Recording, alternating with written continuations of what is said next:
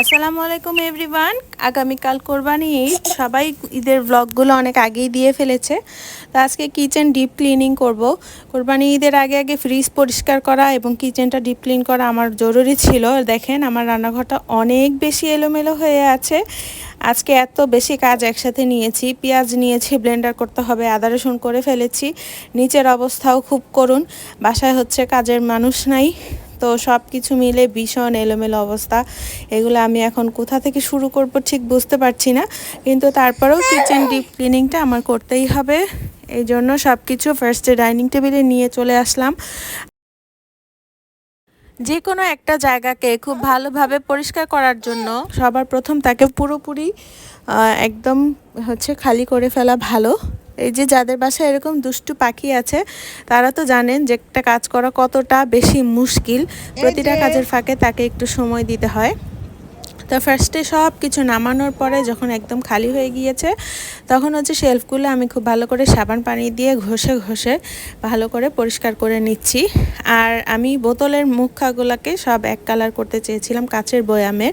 এগুলো প্রাণ আচারের সব বয়ামের মুখাগুলো নিয়ে নিয়েছি, কিন্তু কালারটা আমার কাছে কেমন একটা ভালো লাগছে না। আমি অফ হোয়াইট কালার করতে চেয়েছিলাম, কিন্তু এই কালারটা একটু বেশি ডার্ক হয়ে গেছে। তো যাই হোক, তারপরেও করে রেখে দিচ্ছি। পরবর্তীতে আবার যখন কালার নিয়ে আসবো, আসলে আমি তেমন একটা বের হওয়ার সুযোগ পাই না, যখন যাব তখন নিয়ে এসে চেঞ্জ করব। আর এই সব বয়ামগুলো আমি একটু হালকা কুসুম গরম পানি দিয়ে ধুবো, এতে করে কিন্তু খুব দ্রুত পরিষ্কার হবে। আমি সব সময় কুসুম গরম পানি দিয়েই ধুই। আর চেষ্টা করছি প্লাস্টিক বোতল যা আছে আমার যতটা সম্ভব ফেলে দিয়ে সব কিছু কাচের জিনিস ইউজ করার। তো সুন্দর করে আমি সব ধুয়ে শুকিয়ে টেবিলে ফ্যানের নিচে রেখে দিচ্ছি। এগুলাকে ভালো করে শুকার। আর এই ঢাকনাগুলোকে একটা করে কোট দিয়ে রাখলাম। পরবর্তীতে আবার আরেকটা কোট দিব উপর দিয়ে। আর এইদিকে রান্নাঘরটাও আস্তে আস্তে ক্লিন করে ফেলছি, থালা বাসনগুলো ধুয়ে ফেলছি। আর এই যে আমার কাউন্টার টপের নিচে যেই শেলফটা, সেখান থেকে আমি সমস্ত হাঁড়ি পাতিল এই যে বাইরে বের করে ফেলেছি। এগুলাও খুব ভালো করে ধুয়ে মুছে পরিষ্কার করব। একদম খুব ভালোভাবে ডিপ ক্লিনিং বলতে যেটা বোঝায় আর কি, সেটাই করব। এই যে এখানে আমি আবার আরেকটা কোট দিয়ে নিলাম। এখন কিন্তু একটু সুন্দর লাগছিল, তারপরেও কেন জানি আমার কালারটা ভালো লাগছে না। মনে হচ্ছে সাদা অথবা গোল্ডেন কালার হলেই বেশি ভালো লাগতো। নেক্সট টাইম ইনশাল্লাহ আমি কালারটা চেঞ্জ করব, তখন আপনাদের সাথে আবার শেয়ার করব। আর এখানে আমার এই যে ওটসের ডিব্বা, এগুলো অনেক জমে গেছে প্লাস্টিকের। জাস্ট এই কয়েকটাই রেখে দিয়েছি, কারণ এগুলো 2 কেজি সাইজ। তো বেশি পরিমাণে কিছু আনলে, যেটা কাচের জারে তো আর সম্ভব না ছোট ছোট করে রাখা, তো এখানে রাখি। অনেক সময় মুড়ি টুড়ি রাখতে হয়। আর আমার ননদের হাজব্যান্ডের প্রমোশন হয়েছে, তো ওরা আমাদের জন্য মিষ্টি নিয়ে এসেছে আলহামদুলিল্লাহ। সেই মিষ্টিটা কিন্তু অনেক মজার। আমি অনেক দিন হয়েছে মিষ্টি খাই না, মিষ্টি খাওয়াটা খুব কমিয়ে দিয়েছি। আমাদের বাসায় আসানে বাবাও খায় না, আমিও খাই না, কারণ সুগার বা কোলেস্টেরল বেড়ে যাবে এই ভয়ে আর কি মিষ্টি খাওয়া বাদ দিয়ে দিচ্ছি। তারপরেও অনেক দিন পর মিষ্টি দেখে ভালোই লাগছিল, আর মিষ্টিটার টেস্টও খুব ভালো ছিল। আমাদের এখানকার এটা একটা ওয়ান অফ দ্য বেস্ট আর কি মিষ্টি। তারপর চলে যাব রান্না করতে। আজকে একদিনে একসাথে যে আমি কতগুলো কাজ নিয়েছি, আমার নিজেরই মাথা পাগল হয়ে যাওয়ার মতন অবস্থা হচ্ছিল। তো মাছ ভিজিয়ে রেখে এখানে আস্তে আস্তে করে গুছিয়ে নিচ্ছি। প্রথমে আলু শাক এগুলো কুচি করে নিচ্ছি। আলু আর শাক দিয়ে শাক ভাজি করব ভাবছিলাম, কারণ শাক খুবই কম।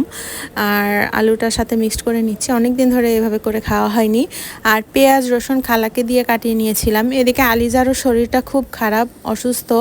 তো ভাবলাম যে একটু বুট ভিজাই, বুট সিদ্ধ করি। ও কিছুই খাচ্ছে না, একটু লবণ দিয়ে সিদ্ধ করে দিলে যদি খায় আর কি, এই জন্য একটু বুট ভিজিয়ে রাখলাম।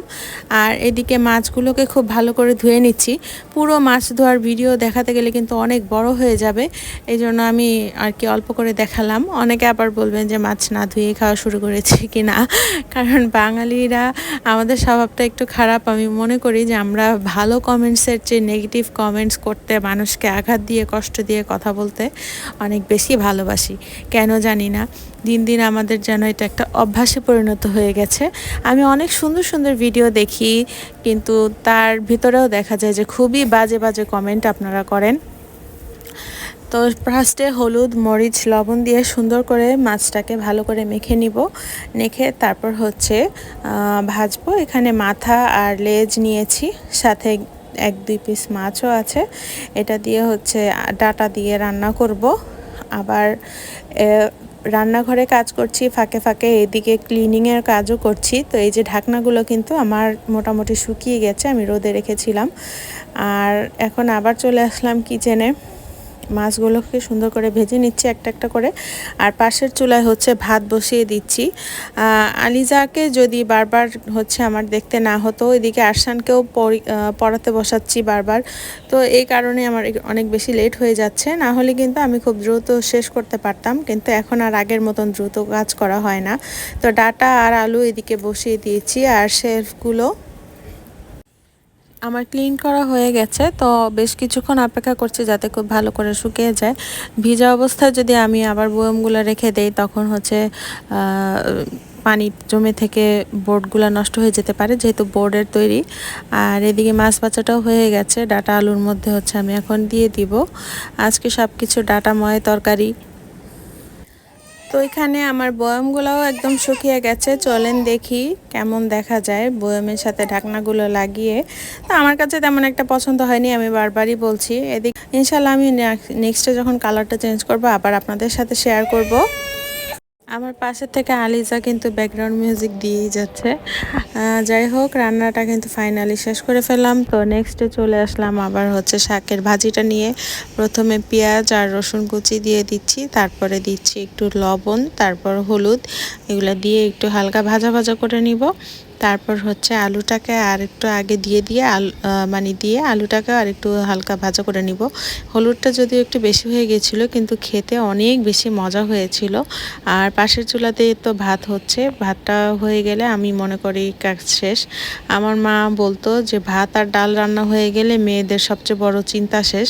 তারপর হচ্ছে একটা ডিম ভাজি করে কিন্তু হঠাৎ করে খেয়ে ফেলা যায়, কিন্তু ভাত আর ডাল না থাকলেই সবচেয়ে বড় টেনশন। তো আগেরকার দিনের মানুষের কথা আসলেও কিন্তু সব ব্যাপারটা কখনো কখনো সত্যি। তো বেশ কিছু কাঁচামরিচ দিয়ে ভালো করে ভেজে নিলাম, আর ওইদিকে ওগুলো হতে থাক আমি চলে আসলাম পেঁয়াজ ব্লেন্ডার করে নিতে। অনেকগুলো পেঁয়াজ যেহেতু নিচ্ছি, তো সবগুলোই ব্লেন্ডার করতে হবে। তো আলুটা মোটামুটি ভাজা হয়ে গেছে, এখন শাক মিক্স করে নিব। জাটার শাক কিন্তু খুব বেশি পরিমাণে ছিল না, খুব কম ছিল। আর আজকে আমাদের বাসায় মানুষ একটু বেশি, যেহেতু গেস্ট আছে, তো এই জন্য হচ্ছে আলু আমি বেশি করে নিয়েছি। আজকে ভিডিওটা একটু বেশি লম্বা হয়ে গিয়েছে, তো আপনারা কিছু মনে করবেন না। আমার ভিডিওটা যদি আপনাদের ভালো লেগে থাকে, আপনারা একটি সুন্দর কমেন্ট করে যাবেন, আর অবশ্যই লাইক এবং সাবস্ক্রাইব করে যাবেন। আপনাদের এই সামান্য ভালোবাসায় কিন্তু আমি অনেক দূর এগিয়ে যেতে পারবো। ভাজিটা কিন্তু হয়ে গেছে, দেখেন সুন্দর একটা কালার চলে আসছে। তো আজকে ভিডিওটা এতটুকুই। ইনশাল্লাহ নেক্সট কোনো ভিডিওতে আবার আপনাদের সাথে দেখা হবে, কথা হবে। সবাই ভালো থাকবেন, আমার জন্য দোয়া করবেন, আর আমিও আপনাদের জন্য দোয়া করব ইনশাল্লাহ। আর এই যে আপনাদের বিফোর অ্যান্ড আফটার লুকটা দেখাচ্ছি, আমার এত কষ্টের ফল কীরকম হলো।